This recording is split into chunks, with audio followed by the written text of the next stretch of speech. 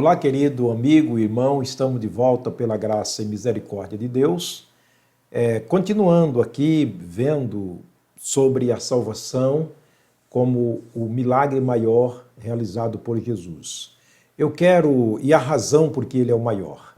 Vamos ver, Apocalipse capítulo 12, versículo 12, é um versículo muito interessante e gostaria de chamar-lhes a atenção para este versículo escrito por João, o apóstolo, servo de nosso Senhor e Salvador Jesus Cristo.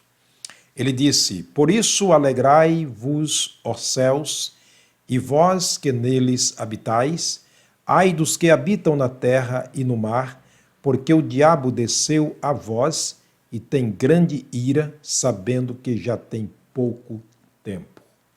Você já teve a experiência de ter um tempo limitado diante de uma tarefa a ser realizada? A tarefa é grande, mas o seu tempo é curto. O que você faz, o que nós fazemos, nós empreendemos um esforço maior, com mais rapidez, para dar conta do trabalho, para dar conta do recado. Temos aprendido que o diabo veio para roubar, matar e destruir. Jesus Cristo veio para dar vida e vida em abundância. Aí nós temos dois lados importantes e interessantes na nossa vida, dependendo da maneira como se vê, do ângulo como se olha essas duas façanhas como trabalho tanto de Deus na pessoa de Jesus quanto de Satanás através dos seus anjos. Jesus que veio para dar vida e vida com abundância, porque o diabo veio roubar, matar e destruir. Mas a Bíblia diz que o tempo dele não é eterno. Deus sim, mas o tempo do diabo não é eterno, é um tempo limitado. Deus, ele limita o tempo dele. Ele desceu exatamente do paraíso para esse trabalho. Aí João, na sua visão, na revelação que Deus lhe mostrara, ele disse, olha, ai dos que habitam na terra, ai dos que habitam sobre o mar, ou no mar, porque o diabo desceu a vocês com muita ira e ele tem pouco tempo. Você tem percebido que o mundo está se afunilando cada dia que passa, se destruindo de maneira muito rápida?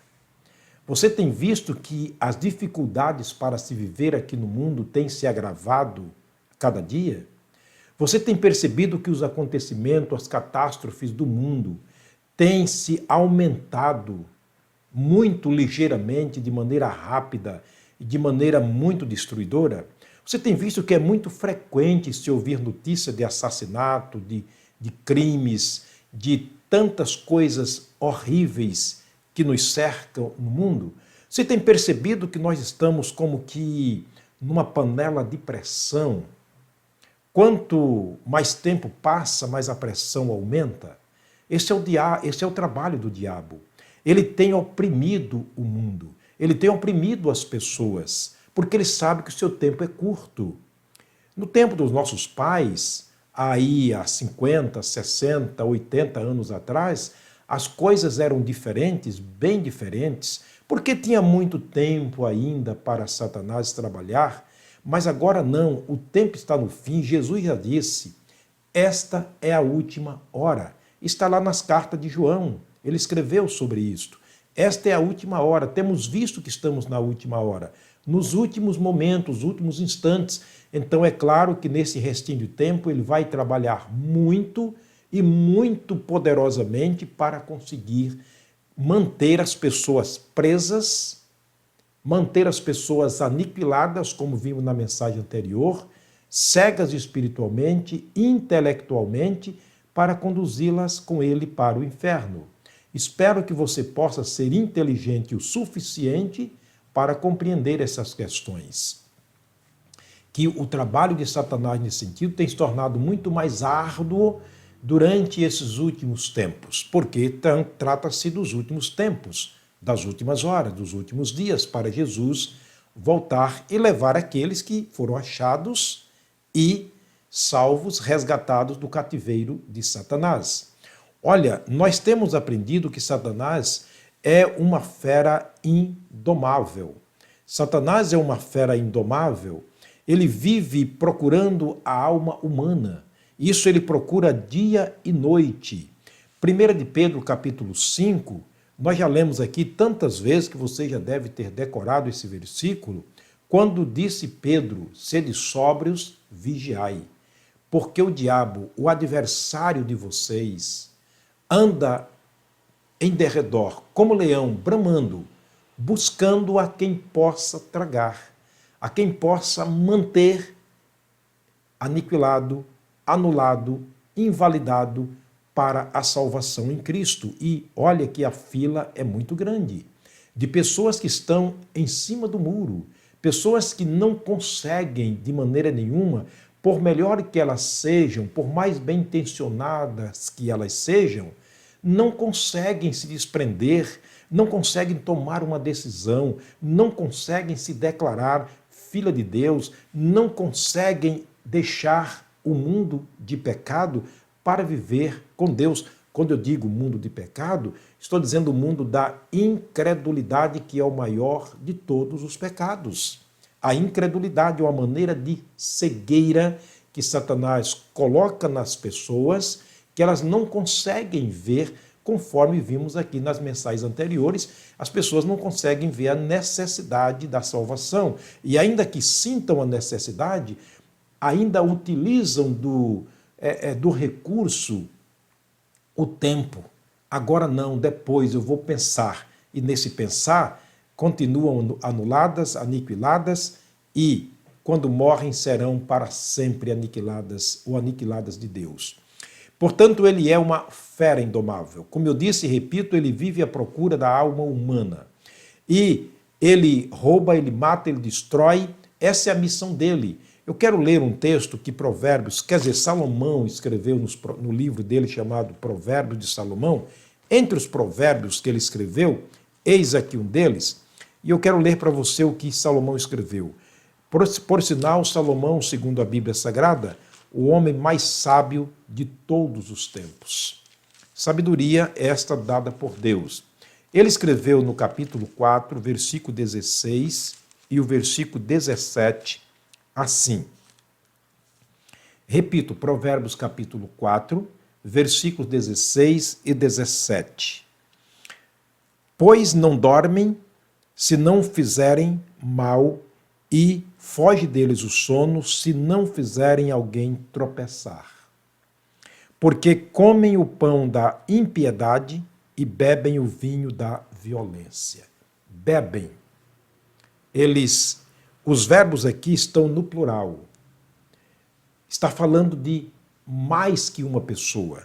Vou repetir. Pois não dormem se não fizerem. Os verbos estão todos no plural. Todos eles. Não dormem se não fizerem o mal.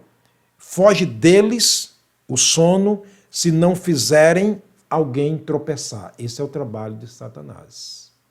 Meu querido, por favor, entenda, estou me esforçando bastante para que você possa compreender a complexidade da salvação. Não é algo como alguém pensa, certo? Para nós, muito complexo. Para Deus, não. Para Deus não é impossível, para Deus não é difícil. Ele diz, aquele que crê é salvo, pronto, acabou a história. O problema é crer. E o crer está em nós. A dificuldade de crer está em nós. A dificuldade de entender está em nós. Porque Satanás trabalhou para isso. Ele está colocando barreira. Ele não dorme, ele trabalha dia e noite. Agora o versículo 17 diz, porque comem, mais uma vez, o verbo comer está no plural, mostrando que há um grupo de seres ou pessoas que estão trabalhando para isso. Porque comem o pão da impiedade e bebem o vinho da violência. Observa que o ser de Satanás é um ser maligno. É por isso que ele é chamado de adversário, inimigo, o diabo, a antiga serpente, aquela que procurou destruir Eva e Adão no Jardim do Éden e conseguiu, lamentavelmente, nos separar, roubando-nos de Deus na pessoa de Adão por causa do pecado. Então percebe-se aqui que o trabalho dele é muito intenso, mas quem são essas pessoas que Salomão está se referindo aqui como sendo, parece-me que, um grupo de pessoas que estão trabalhando para isto. Vamos ver?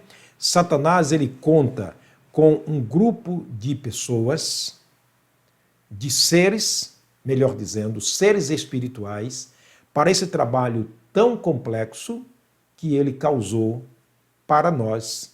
Repito, não para Deus. Porque para Deus custou um preço muito alto, muito alto. A salvação equivale ao preço, ou seja, a vida do próprio Jesus. Por isso tornou-se um milagre maior, muito complexo.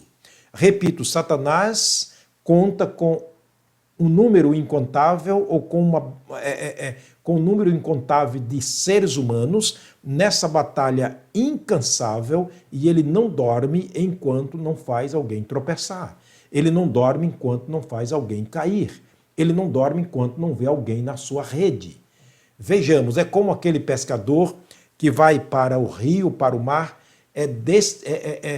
decidido ou trazer peixe ou permanecer lá até que apanhe o peixe.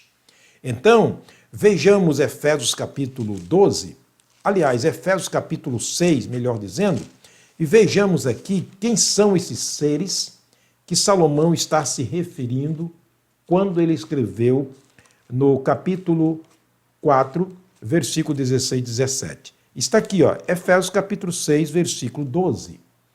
Porque não temos que lutar contra a carne e sangue, mas sim contra os principados, contra as potestades, contra os príncipes das trevas deste século, contra as hostes espirituais da maldade nos lugares celestiais. Misericórdia. Sim, misericórdia, que Deus tenha compaixão de nós, porque estamos no estado miserável. O ser humano está vivendo um estado de miséria, está vivendo um estado de guerra, de destruição. Sim, olha o que ele diz, nós estamos lutando contra os principados. É uma hierarquia muito grande, o exército e o reino de Satanás. Parece que a gente não abriu a mente para isso ainda, e ele não quer que nós abramos a mente. Ele não quer que nós saibamos disso aqui. Que ele utiliza e ele se serve desse grupo de poderes, poderes espirituais para prender, para roubar, matar e destruir. Os principados, potestades, príncipes das trevas, aqueles que trabalham nas trevas, tanto nas trevas físicas, quanto nas trevas da mente. Porque disse Paulo que a mente do ser humano foi entenebrecida, obscurecida, e por isso não resplandece a luz do Evangelho da glória de Cristo. Quem fez isto? Satanás. 2 Coríntios 4, verso 4, diz que ele cegou a mente dos incrédulos, para que eles não entendam essas coisas. Então, esse é um trabalho feito pelos príncipes das potestades das trevas. Hostes da maldade. Eles bebem o vinho da violência. Eles querem a destruição. É por isso que a destruição, a cada dia que se passa na nossa vida, no mundo que vivemos, parece ser mais acentuado. Sim, uma violência atrás da outra, uma destruição atrás da outra, uma má notícia atrás da outra. Porque nós estamos no meio de uma guerra. Eles não dormem se não fizerem tropeçar alguém. Por isso, a recomendação de Paulo é muito bíblica, é muito acentuada nesse sentido, para que a gente possa escapar deste mal tão grande. Qual as armas com as quais podemos usar ou lutar contra este grupo de principados, potestades, príncipe das trevas e hostes espirituais do mal? Quais são as armas? Qual o conselho que Paulo nos dá para estarmos livres? Por que que Pedro disse, fiquem alertas, vigilantes? De que maneira? Nós vamos aprender na próxima mensagem, se o Pai do Céu nos permitir, como se defender destas artimanhas, dessa hierarquia satânica através da qual o mundo está sendo preso, aprisionado, está sendo angustiado, asfixiado por Satanás. Espero que você esteja entendendo. Nós vamos terminar orando mais uma vez. Eu espero você na próxima mensagem para vermos as armas espirituais, as quais precisamos usá-las para estarmos livres desse conjunto de seres espirituais malvados, perversos, malignos, que trabalham a favor de Satanás. Vamos orar. Pai, muito obrigado por estarmos aqui na Tua presença, Senhor, falando do Senhor, trazendo a verdade, Senhor, como ela é através da Tua palavra. Muito embora seja muitas vezes difícil de se ouvir, até de se falar, de se dizer, mas a Tua palavra diz que a nossa palavra aqui deve ser sim, sim, não, o que passa disso é de procedência maligna. Portanto, queremos sermos sempre usados como instrumento para dizermos a verdade, porque sabemos que é a verdade quem nos liberta. Portanto, Deus, rogamos por aqueles que nos assistem. Continua, Deus, falando aos seus corações, livrando-os, ó Pai, livrando suas vidas, livrando a vida de suas famílias, dos seus parentes, amigos, o máximo que pudermos através da pregação do Evangelho. Nós oramos, Deus, com gratidão no nosso coração, no precioso nome de Jesus, o nosso Salvador, o nosso Libertador. Amém. Que Deus te abençoe, que Deus te guarde, que essas palavras, ou essa palavra possa continuar falando ao teu coração e, sobretudo, te conduzindo para os braços do Senhor Jesus Cristo. Até a próxima mensagem, se Ele nos permitir.